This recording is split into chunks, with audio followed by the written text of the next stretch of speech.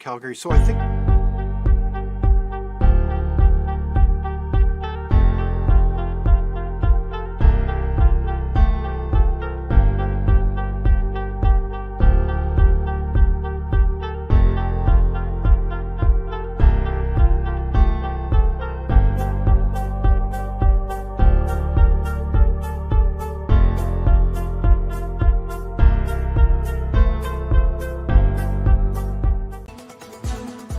Big topics, big ideas, and practical policy solutions.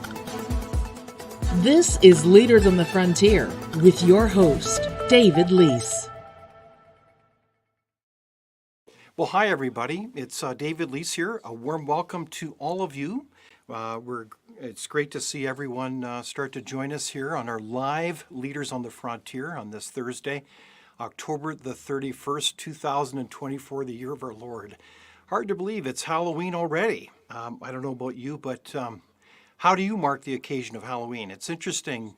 Some of my colleagues here around Return to Reason have even given some conversation about the significance and the meaning of Halloween, as it's the day before All Saints' Day. So if you're from that Christian tradition, you're probably familiar with that. And so it's interesting, the significance of these kinds of traditions. They're not just all about, quote, candy and door knocking, but they have greater meaning. It's interesting, today is also very interesting as we think about what's happened on October 31. I think it's the day that John Candy, a well-known comedian, was born. I don't know if you're aware of that, but I have fond memories growing up with John Candy's humor, and it's part of kind of an interesting part of the gift of Canadian culture is Canadian humor. What do you think? I also noticed this past week some very interesting stories emerge, one of which was that Canada is on track to be the world's third largest wheat exporter. What an accomplishment when you think of the myriad of farms across this country, the whole entire industry from logistics and transportation, getting wheat to world markets. And on a bit of a humorous note, I noticed that in Calgary this past week there was a world record set, and that was the name Mitchell Rudy was kicking around some ideas, and he decided to try to walk 38 dogs at a time, 38 dogs. And this eclipsed the record set back in 2018 by an Australian, Maria Harmon, when she walked 36 dogs. Well, gosh, I can't believe how many dogs or what that would be like to walk them all at a time. Hopefully they had enough pickup bags as well. But that's a lot of dogs, 38 dogs. So congratulations on that record. But in the meantime, we've had a lot of things happen across our country as we look back at certainly the election this week of Saskatchewan, as we saw the returning Saskatchewan party with a majority. A very interesting election. Of course, also we heard about the BC election results as they continue to count for some bit over a week as they looked at mail-in ballots as well. And that was a real cliffhanger of a vote, but it looks like the NDP are setting up with a bare majority government there in BC yet again. But we do know about those elections, and they were not just about superficial issues, but major ones, from really about affordability. And they made a big difference in the election as people really are looking at how they have a better life and what are the policies that enable that. So I think that's very apropos to begin our discussion with you and our special guest, and I'll introduce him in a moment. And I certainly want to invite you, as usual, as our audience, to participate in our discussion. We love it when we see you join us. Yes, good afternoon, Prairie. It's amazing how many people come on again from coast to coast and different parts of the world. So we really do appreciate your questions and your comments, and certainly encouragement and feedback. It means a lot to us here, and frankly makes our day. So we heard this past week as well that our Canadian economy continues to struggle in different ways. So today, as we think about our economy, I wanted to invite a special guest and friend, the Honorable Joe Oliver. And Joe is, of course, the past Minister of Finance and also the past Minister of Resource Development. And you may read his many columns as he continues to give, I think, some very insightful analysis regarding what's going on in our country. So a warm welcome to you, Joe Oliver. I think our audio may not be coming through there with Joe, but maybe we just have to test again there what's going on. But as we figure that out, I did want to mention that this past week we found some interesting news, and that was the federal government posted a $9.8 billion deficit from April to August. So that's a $9.8 billion deficit. And I don't know if you can hear me, Joe? Yes, I can. Can you hear me? I sure can. And so this is really quite, like we've got a lot of interesting agenda to cover with you, Joe. You've got an incredible amount of experience. So it's fascinating because one of the things that I admired about your tenure as Minister of Finance is, I think, if memory serves me correctly, you were the last minister of the Crown in Ottawa to balance the budget. Is that true, Joe? That's true for those who are nostalgic enough to remember. It was quite an interesting exercise, and it is instructive, actually, because what's happened since is a cautionary tale to other countries and really to our electorate about what can happen if a government really releases any consideration of fiscal prudence. Our government was challenged with the biggest recession since the Great Depression, and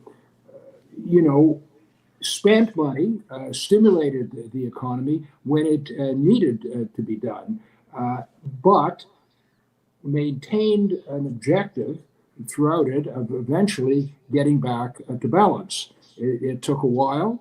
But that year, 2015, was the year when we were able to do it, and I was focused like a laser beam on getting the budget back into balance because we were growing that year, and there was no reason not to have a balanced budget. We didn't have a policy of austerity; we had a policy of fiscal prudence, and that made an enormous difference. When the election occurred that year, as you may recall, the then leader of the Liberal Party, it was the third or fourth party at the time, promised a modest deficit, which he defined as $10 billion. And at the time, it didn't seem too modest. Now, in the context of what has subsequently happened, of course, it is relatively modest. It is kind of breathtaking, isn't it, Joe? Like, because if memory serves me correctly, and we look at the numbers, this federal government has spent more money than all the prior governments combined. Like they are like World War I plus World War II spending without the war. I mean, it's well, actually you can go back to Confederation to 1867 and look at the entire debt that was accumulated, up to 2015, and they exceeded that amount. And the end result is a national debt of about $1.4 trillion, and the carry on the debt is in excess of $50 billion, $55 billion, and it's sort of equal to the GST, and it's going to include an amount equal to other spending. So it's eating away at our prosperity and our growth.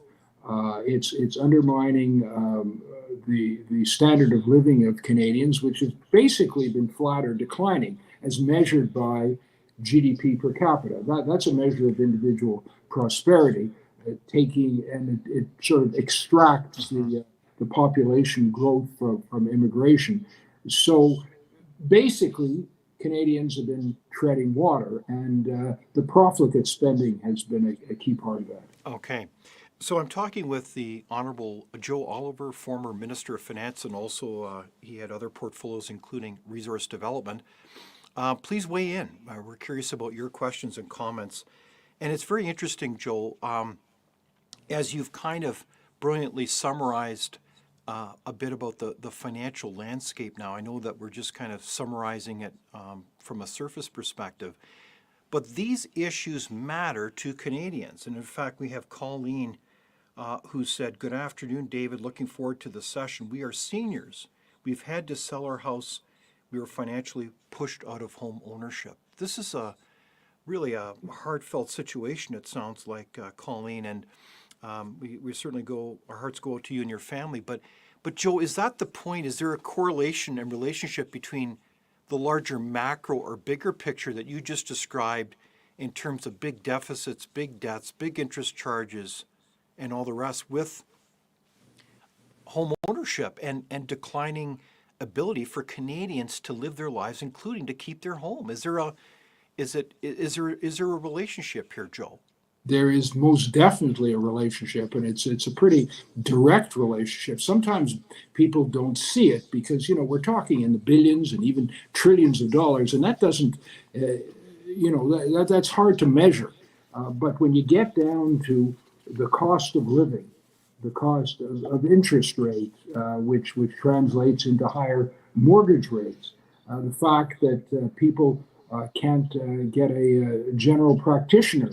The fact that someone's grandmother is being treated in the hallway of a hospital, all that's related to the question of prosperity, which is being undermined by the debt and the debt obligations. So this is a heartfelt story. I encountered it when I was, doing my door-to-door canvassing. People at that time weren't losing their homes, but they were concerned that that property taxes were going up. They were on fixed income, and they worried about it. Then, of course, subsequently, interest rates went down, and then they shot up, and now they're starting to come down again. But it's created a enormous pressure on people with fixed income, and of course, that's one end of the age spectrum. It's also made it much more difficult for younger people to buy their first homes. And this is a dream that I think all of us had, but it's a dream that has been dashed for the younger generation that can't afford the down payment unless they have significant family assistance, and not everyone does, as we know. So, it's a real discouragement for someone to come out of a university or college or a trade school and to confront the reality that they simply can't afford to buy their own home. Indeed. So, Joe, I think you used a powerful word, and that is dream.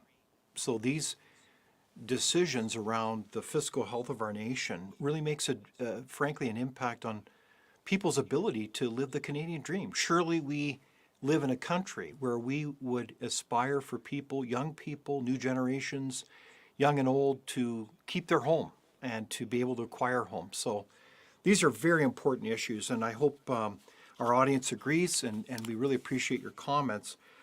So, Joe, I did want to cover a lot of territory here today, and one of them, which is we saw the Bank of Canada, pardon me, not the Bank of Interest, a Freudian slip here. They did lower the prime rate by 50 basis points. So the bank is starting to ratchet down interest rates as inflation is kind of moderating a little bit. Do you anticipate more decreases by the bank, or what's your take on that?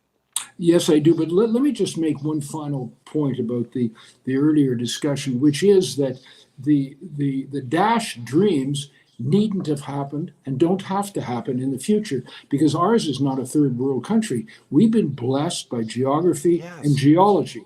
Well said. We're next to a friendly superpower with a huge market, and we have enormous natural resources. We've been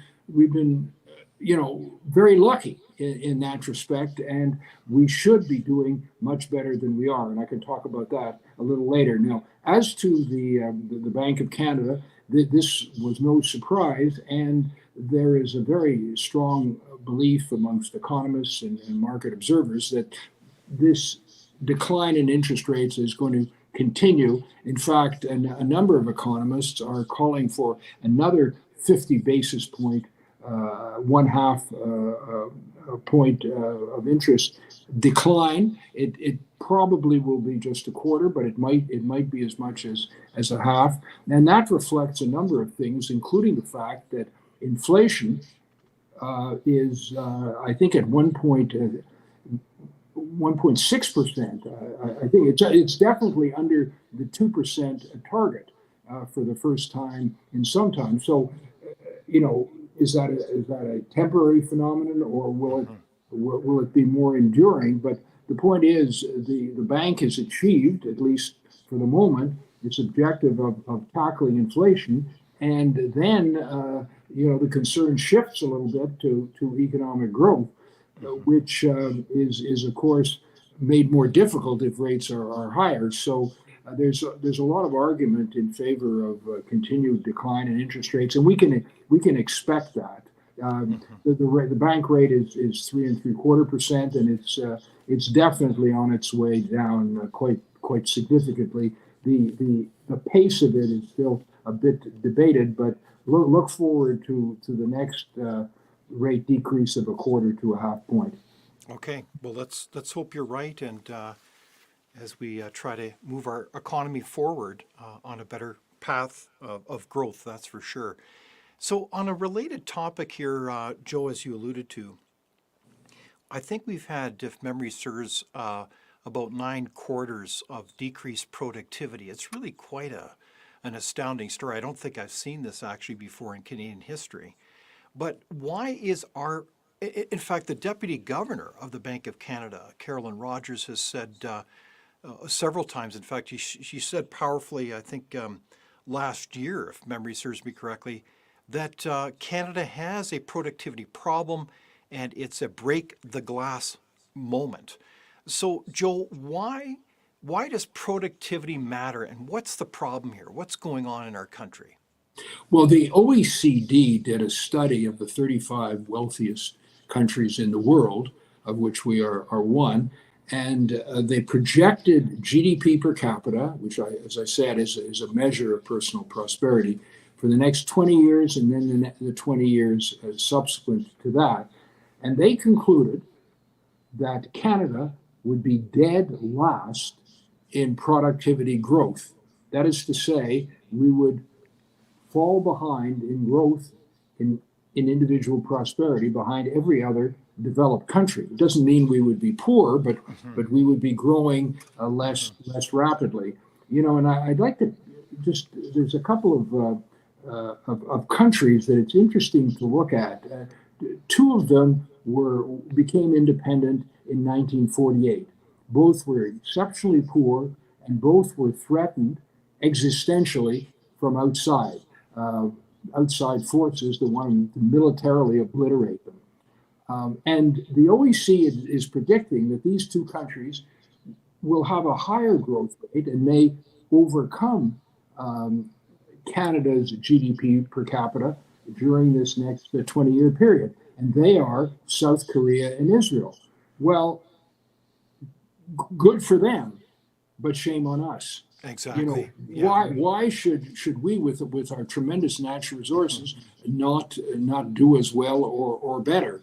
Well, there are reasons for it, and it gets down to public policy.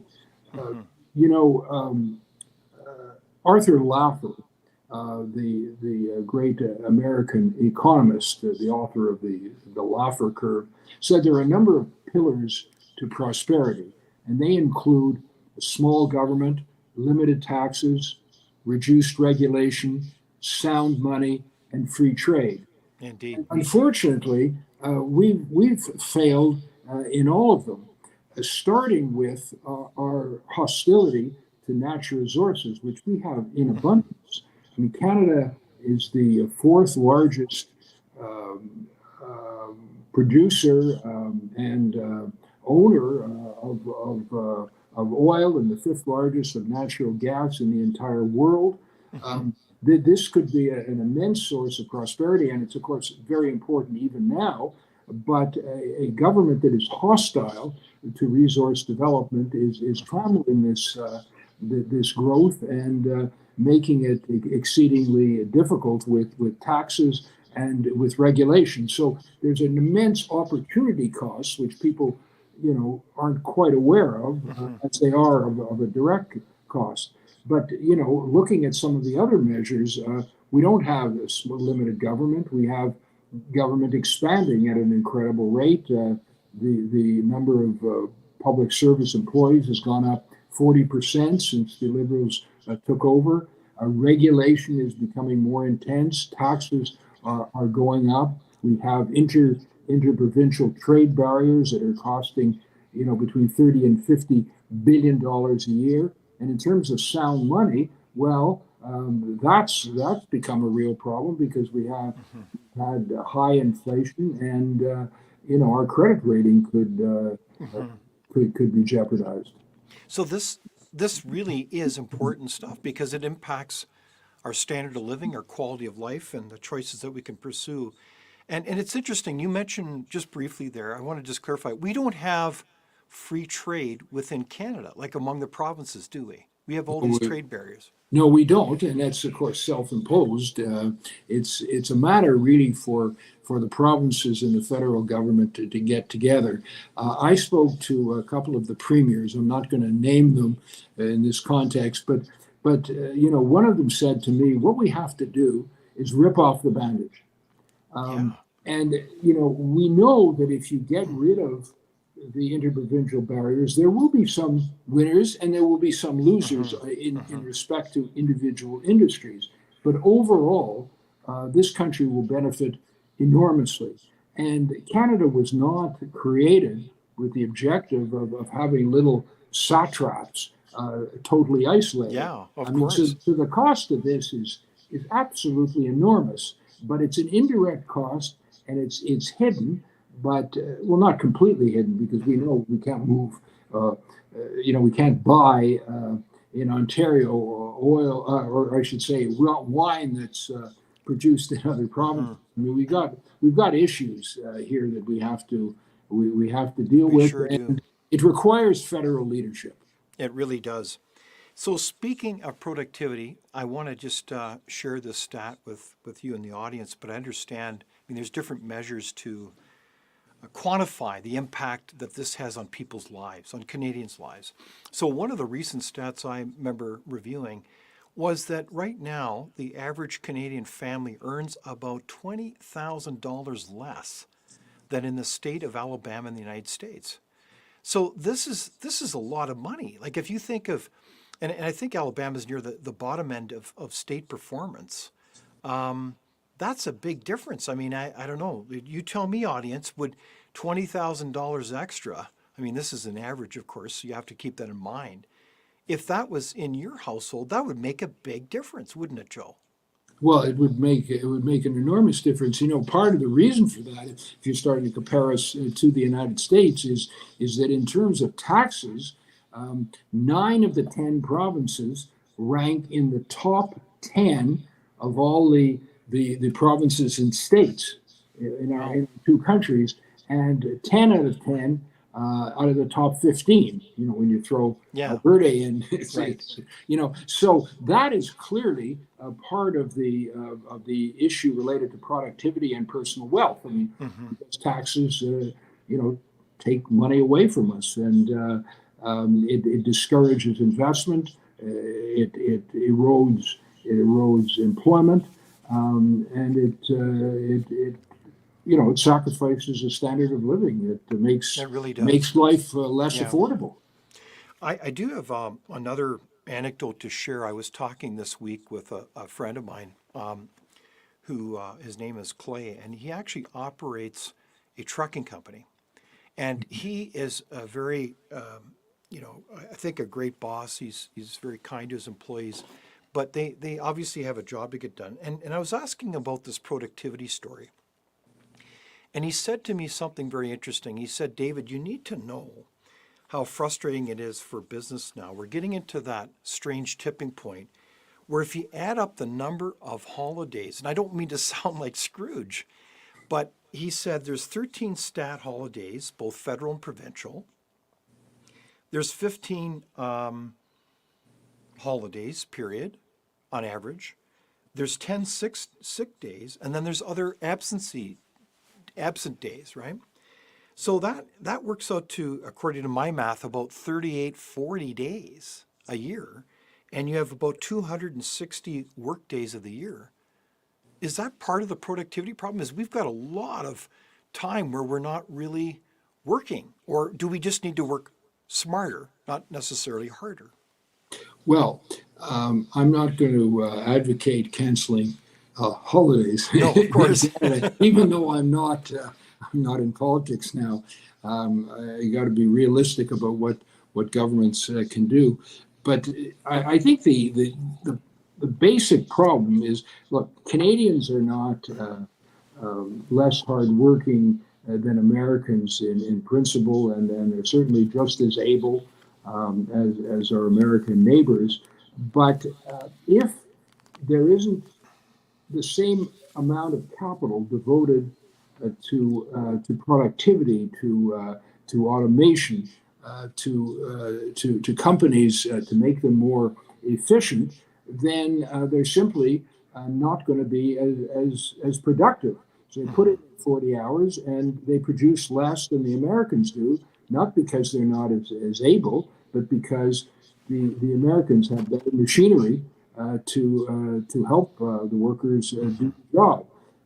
So this is an absolutely crucial issue. And of course, the more you become uncompetitive, the more businesses tend to move to the United States, or they don't succeed in Canada, or we can't attract capital into Canada or keep capital in Canada.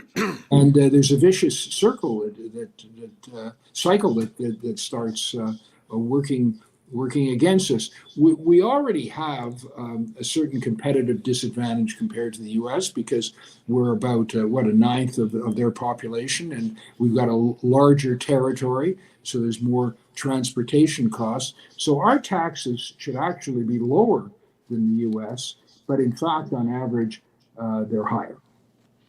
So very good point. So I'm turning to the audience. What do you think? Is life becoming less affordable in Canada? What do you think about this topic? Does Canada have an economic problem as we rack up continued high deficits and debts?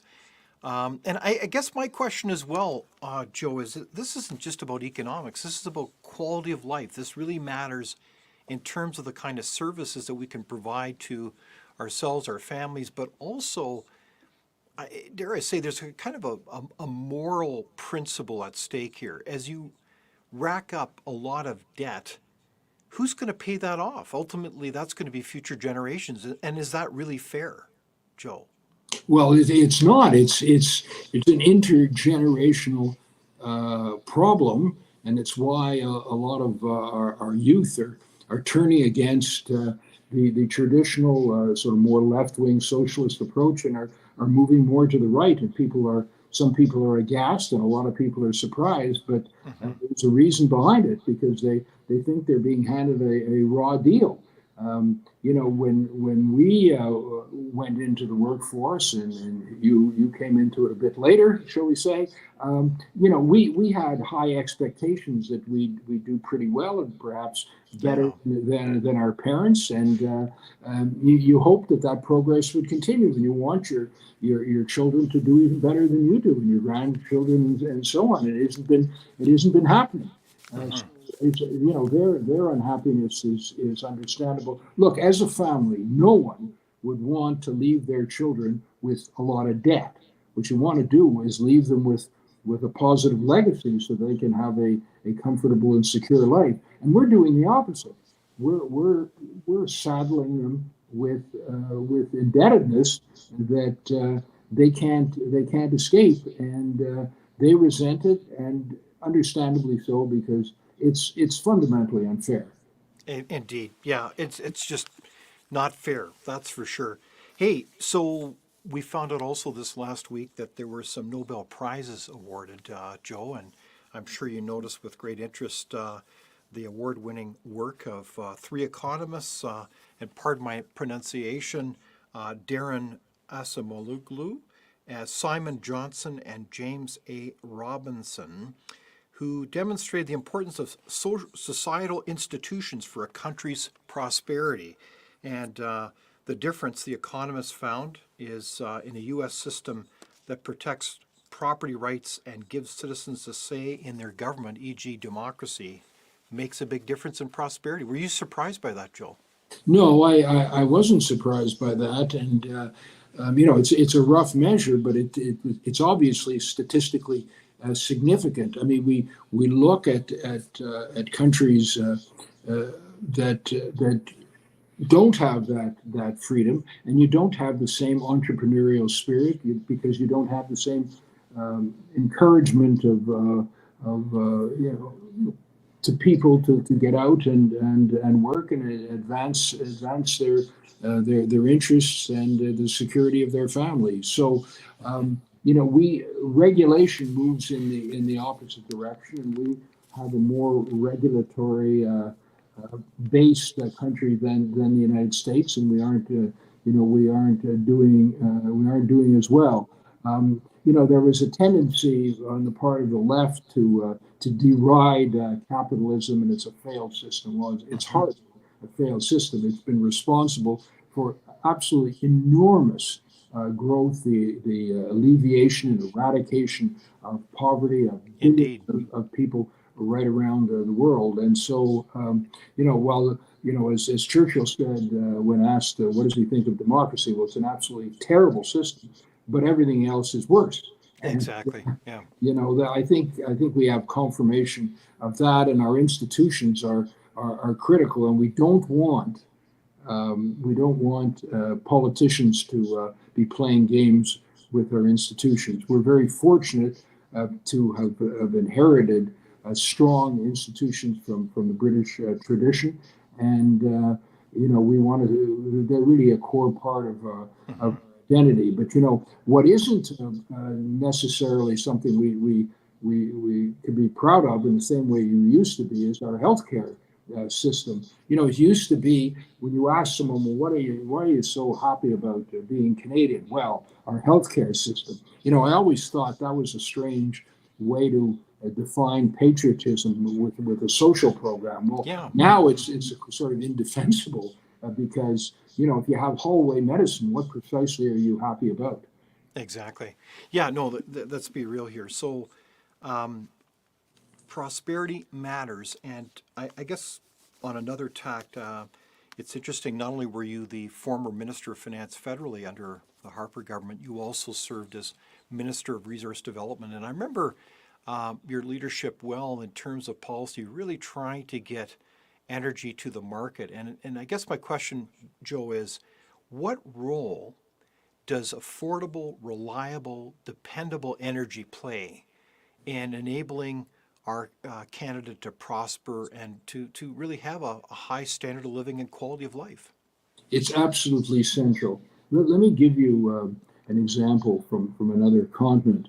The Europeans are suffering from a decline in productivity, and in a number of cases in Germany, the largest economy, and also in the UK, they have a problem of deindustrialization. That is to say, companies are moving out of the country, and the key reason for that is the high cost of energy. Angela Merkel, who was the former Chancellor of Germany, back in 2015 made what I thought at the time, and it's been proven since, to be a catastrophic mistake to get off nuclear. And then they got off coal as well. So what happened? They put more money into renewables, which were uneconomic, and they increased their dependency on Russian natural gas. Then the Russians, who had already invaded Ukraine before, came in again, and so their national security was imperiled, and their independence was compromised because of their dependency on Russian natural gas. So, their situation is more acute than ours. And because it isn't as acute, people don't really understand how much has been sacrificed as a result of the Liberal government's hostility to natural resource development.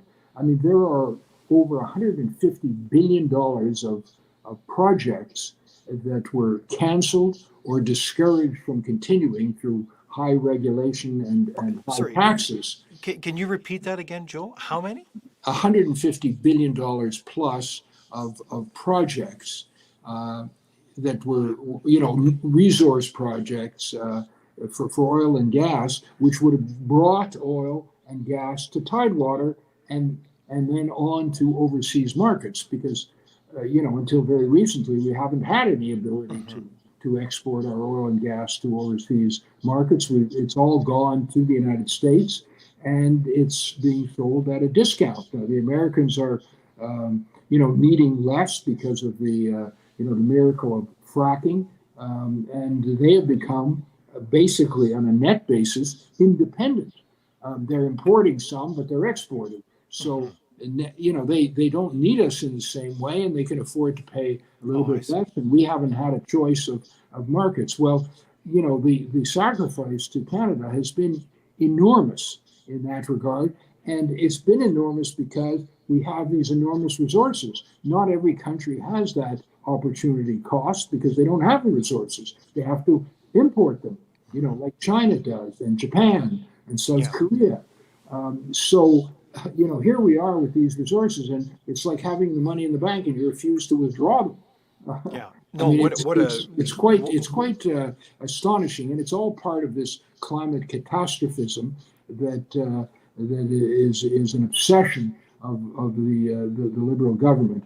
And frankly, I think its time is coming to an end. One of their critical central policies has been a carbon tax, and now the Conservative government is using axe the tax with great effect as they look at it. So their whole policy is crumbling. Okay. So it seems like public support for the carbon tax is disintegrating across the country. And again, I'm talking with the former Minister of Finance and Resource Development, Joe Oliver. What do you think? What do you think about the carbon tax? Is that a good idea? How is it impacting your life? I think the carbon tax, what people perhaps don't realize, Joe, is that these taxes accumulate. They get embedded through the entire economy. It's almost like a domino effect because it's not just at the pump. The taxes go through every part of manufacturing. They go through forestry, mining, every part of our economy. Isn't that right? So that actually makes us very much less competitive with other nations then, even though we have everything to offer in terms of energy itself. Is that the irony, Joe? Well, yes, that's what's so maddening about it. I mean, it goes right to the productivity issue. But, unlike countries that don't have resources, in our case, it's a self-inflicted wound. That's what's so maddening about it.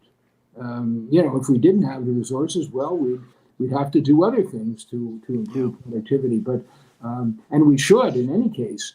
But there's ways to deal with climate change and extreme weather. One way is adaptation, and another is devoting more money to research and development. Those are much more effective and far less costly ways of dealing with this issue. I mean, understand Canada is generating only 1.5% of global emissions. So if we went back to the Stone Age, it wouldn't affect global temperatures in a measurable way. Wow. So you're saying even if we shut down the entire economy of Canada, it still wouldn't make a difference in terms of these climate models, even if you believe them? That's right. I mean, in the year 2100, if Canada disappeared, maybe it would affect a few days or a week or something, and then they'd be back to where we were. I mean, understand that China is building one new coal plant every 2 weeks. The amount by which the United States reduced their emissions last year was overridden by a multiple of 10 times by the Chinese increase in GHG emissions. Wow. So this is an obsession. Understand, this is an obsession of the Western world. Let's say 1/3 of the world seems to be talking about it, although not doing much Yes. beyond, flopping their gums. And the other 2/3 couldn't care less, whatever they're saying. They're hoping that the 1/3 will transfer money to them, so they care about that. But really, what we're dealing with is 1/3 of the world, which can't affect total GHG emissions, are driving themselves into economic ruin. But it's not going to continue because the voting public won't tolerate it. Okay. It's moving in Europe, and it's hitting the ballot boxes. And by the way, it's interesting that in the United States, it's not on the table in the debate. You would think it would be, because you've got two diametrically opposed views on the part of the two candidates, and yet they're not talking about it. Donald Trump has been accused of everything, including channeling Hitler. But no one that I heard is calling him a climate denier. I mean, this is sort of interesting. The only climate issue in that election debate is about fracking, and that's Kamala Harris's 180 change. Before she was against fracking, now she's in favor of fracking, and we know why. It's because fracking is extremely important in Pennsylvania, and that is a crucial swing state. Yeah, so very well said. So speaking of the U.S. election, if Donald Trump is elected and the stars align in the House for that government as well as the Senate, do you anticipate the Kinder Morgan pipeline being resurrected again? Yeah, I think it will be. Yeah. Because, when Obama turned it down, which initially I couldn't believe he would, because, I had, as I say, you said the natural resource portfolio, and I still believe that project was good for America as well as for Canada. I mean, they weren't going to do it for Canada; they were going to do it for themselves. But his supporters in California and the donors from Hollywood and his desire to create a green persona had him turn it down. Well, as soon as Donald Trump got in office, he resurrected it, and then as soon as Biden came in, he turned it down. So I suppose it will happen again, I think. But there will be quite a difference in the approach to resource development in the United States if Donald Trump gets in as opposed to Kamala Harris. It'll be very much drill, baby, drill. Turn their back on the so-called Inflation Reduction Act, less subsidies for renewables, and more encouragement for fossil fuels. And the opposite will be the case if Kamala Harris wins the presidency. Indeed. So stay tuned for November 5 and what those electoral results will be in the United States. So I do want to ask you a question, Joe, and I don't want to sound overly simplistic, but I think Canadians would be shocked by this. Is there a federal war on Canadian oil and gas? Is there a war on Canadian oil and gas in this country? Absolutely. Absolutely. I mean, there on the part of this government, there's no other way to explain what Stephen Guilbeault and the Prime Minister have done over the past 9 years, discouraging resource development, imposing all sorts of regulatory impediments, including a cap on production,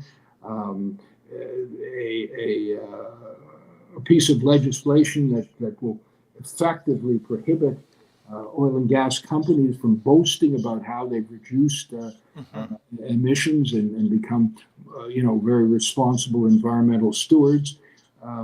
The taxes on fossil fuels and the subsidies of economic renewables.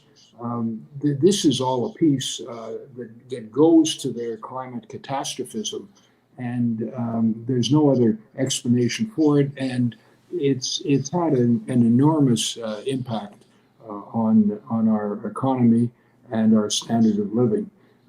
They are without a doubt hostile to resource development. Their days are numbered. But the death throes seem interminable. But it should be over in about a year. Okay. And we're going to see some major changes, I believe.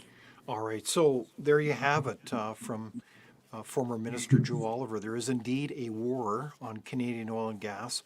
And so the whole issue of, the status of this current Prime Minister and this government and their associated policies seems to be hanging in the balance, Joe. So can you help us, as a former parliamentarian, give us a sense of what's really going on here? Obviously, this is a coalition government. It's a team effort between the NDP and the Liberals as they work together to promote these policies, including the war on Canadian energy. So what do you think is the future of this Liberal government? Is an election possible around the corner, as the Bloc, I believe this last week, said that they're no longer going to prop up this government? And of course, before that, the other month, we had, it almost seems like a full statement by Jagmeet Singh saying, oh yeah, we're ripping up the deal with the Liberals, and yet he keeps his actions say otherwise. So what do you think, Joe? Well, there's no question he's been under enormous pressure to sort of reconcile his very strong condemnation of the government with his continued support of it, because everyone understands without that support the government will fall. Yes. And the Bloc can't bring it down by itself. So it's really up to the NDP. And I don't think they've got much of this out of this deal, but it could be that they're waiting for a point when the polls suggest that they'll be the leader of the opposition, and then they may pull the plug at that point. And right now, the poll numbers between the two of them are very, very close. I think within 1 point. I think the Liberals are ahead by a point. I'm not even sure. But that doesn't mean that the NDP are not ahead in terms of likely seats. But both of them are, about 20 points behind the Conservatives. Now, the NDP despise the Conservatives. They hate the Liberals as well, and anybody else, I guess, that isn't far left. But Jagmeet Singh is in a difficult position because the electorate may turn against him when the election happens, and they'll say, well, look, please don't tell us that you've got some independent views here, because you were supporting the Liberals all along, and if we don't like the Liberals, why don't we vote Conservative? Why should we vote for you? Why should we do Liberal light or Liberal strong? So keeping his independent persona is a difficult challenge. I'm not suggesting that it's all because of his pension, although some people are suggesting that. But it's very dangerous for a third party to support a minority coalition government, because they often get wiped out after that. Now, what's going on inside the Liberal Party, of course, is a kind of a save the furniture. Desperate search for a new leader, because everybody understands that the current leader has lost his lord, to put it mildly, and but doesn't want to leave. I don't know if it's a lust for power or narcissism or some delusion that he can turn things around. But what's going on in his mind is what's keeping the Liberals in power for the moment. What what happened to Joe Biden should be a cautionary tale for him. Even though, I mean, I'm not suggesting there's a cognitive issue for Justin Trudeau, although you sometimes wonder about his policies. But it's that when the grandees in the party turn against you, it could all be over. Yeah, And it's a very interesting situation. I do have yeah, a comment here, a number of them from our audience, and really appreciate it. It says from Prairie, even with the block, it's still not enough. The only hope would be if those 24 in his party, in his caucus, voted against him. Isn't that true? They should be putting their money where their mouth is. well, it's mathematically true. Absolutely, your viewer is absolutely right about that. Whether they would want to do that, they would have to sort of calculate what the end result would be. I mean, to vote against their own party might imperil their ability Yeah, to get a nomination.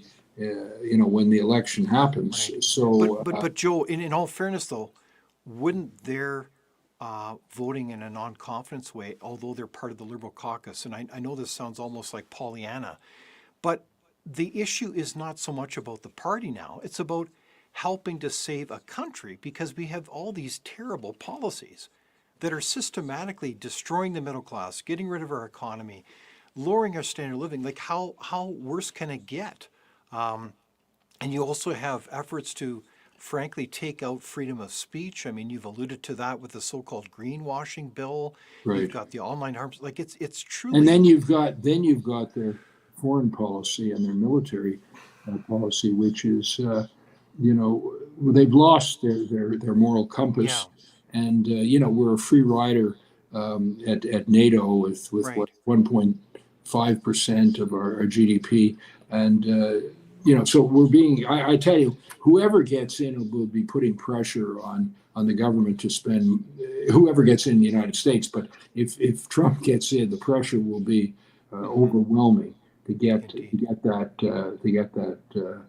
money spent on the military, and we should, as a matter of Hmm. honor and as a matter of national security and self-interest. Okay, so you're alluding to the fact that Canada is seen internationally as a freeloader, if you will, within the NATO agreement because we don't spend anywhere near the 2% GDP guideline, right? That's We're right. just, if anything, we're this government over the 10 years has continued to ratchet down and deteriorate our military. I mean, there's all kinds of evidence of that, right? As a That's right, fact. and it's not only NATO, by the way. We have to defend the Arctic, and you can't defend it unless you're there. Indeed. And Yeah. I'm not saying that the Russians are about to invade us, but the Russians and the Chinese may occupy territory, and if you occupy territory under international law, at a certain point, you can lose it. Exactly. I have another comment from Kareem Lee. Axe the tax. Carbon tax election is coming soon once the block comes through in a vote of non-confidence. So, again, it alludes to the whole idea that policy needs to change. And so, I think that's probably part of what you're probably seeing, Joe, is a fatigue among Canadians saying we've had enough of these, frankly, harebrained policies or policies that are not really policies based on real rationales, but ones that are really hurting Canadians. And Yeah, well, do I you think sense that fatigue? we've had an enormous amount of virtue signaling, and I talked about climate, green policies. I mean, we're spending, um, billions of dollars, hundreds of billions, going to go up to trillions on gestures that will have no impact on the global temperature. Hmm. So, there's no practical reason Hmm. to throw all that money out. It's not having the positive impact that alarmists say. I mean, the reason we're spending the money, presumably, is to improve the global warming, which is a global problem. But if it has no impact on that, Exactly. what are we doing? Yeah, What's this right all on. about? So we're getting in the home stretch of our conversation with the Honorable Joe Oliver. And Joe, I did want to ask you about a major file that I think is having a big impact on Canada, and it's called immigration. This past week, again, this has been a busy week, Joe. We Mhm. saw some significant, I would argue, more marginal cuts on immigration. Like we today, the last several years, as you know full well, we've had a record number of immigrants coming to our country. Immigration is obviously very important to our country, but this is at a whole nother level where it's well over 1 million parties coming in annually in different categories, whether it's refugee, permanent residency, or temporary visa. But we've got a situation here where this is making a very big impact, and I think the level of support now for immigration among Canadians is very low. When you think, I think it's about 70%, as I recall from the Leger polls the other week. So help us understand, because there was a bit of a debate in the House saying that, I think the Leader of the Opposition has said, this Liberal government is really smashing the consensus among Canadians. Like, the consensus has generally been a general agreement of support for immigration. But is that what is your take on this, Joe? Is this government really undermining the consensus and historical level of support that Canadians have had for immigration? Unfortunately, that's right. I mean, as I recall, the level of immigration was not a contentious issue. Our government was bringing in what amounted to 0.8% of the population every year. It was about 250,000 people. No one was pressuring us, as I recall, to do more. We were happy to continue that. Canada is an immigrant country, and immigrants have contributed enormously to Canadian prosperity and growth and culture and society overall. And now we have a situation where most people are unhappy, and it's basically because they've gone too far. I mean, some immigration is good, but that doesn't mean more immigration is bad. Yes. And what it's doing, it's exacerbating inflation. It's making housing, which is already in a crisis, even worse, and it's hurting GDP per growth.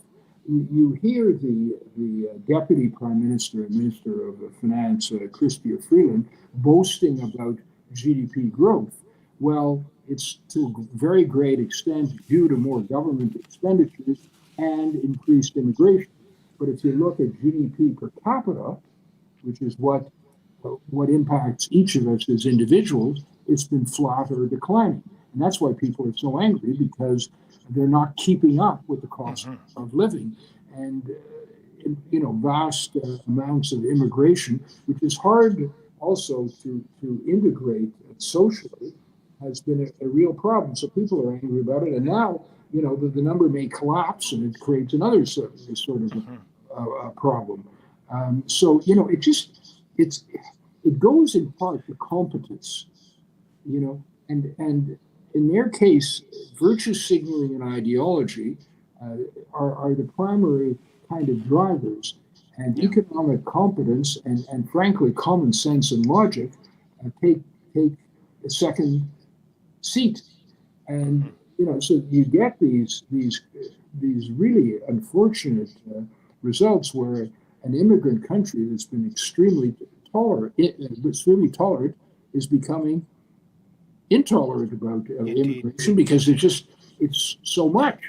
Indeed. And that's not let's face it, is that a surprise that people would react that way? Not really. If their jobs are imperiled and their cost of living is going up and they can't afford to buy housing, well, they're Canadians. They spent their whole lives here, and or even if they're more recent immigrants who are very sensitive about this issue, why should I have waited 3 years and someone else jumps the queue?